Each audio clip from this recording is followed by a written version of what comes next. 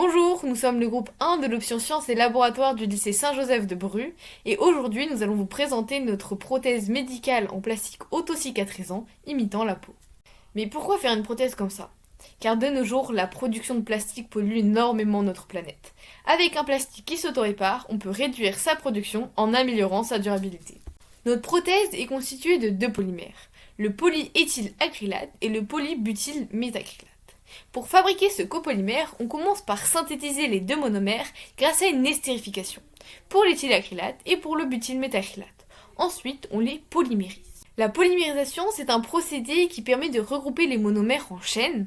Dans le cas de ces deux polymères, on va utiliser la polymérisation en émulsion, où les monomères vont être regroupés grâce à un radical libre qui va attaquer une liaison carbone-carbone, faisant un lien avec un carbone et laissant l'autre avec un électron libre, qui va à son tour attaquer une autre liaison carbone-carbone d'un autre monomère, et ainsi de suite. Mais alors, comment ce copolymère se répare-t-il ?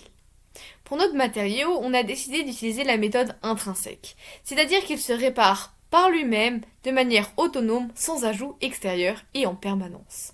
Pour cela, il va utiliser les liaisons dynamiques non covalentes entre les chaînes de polymères, comme par exemple les forces de Debye ou les réticulations physiques.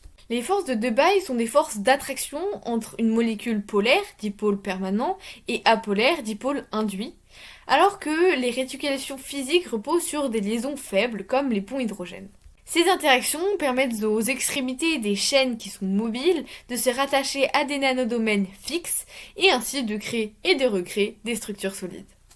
Notre idée était d'utiliser ce copolymère pour créer une prothèse médicale de peau qui se répare par elle-même de manière autonome et indéfinie. Ainsi, elle limite la cicatrisation de la peau tout en étant plus durable. Voilà, c'était notre projet, on espère qu'il vous aura plu. Bye!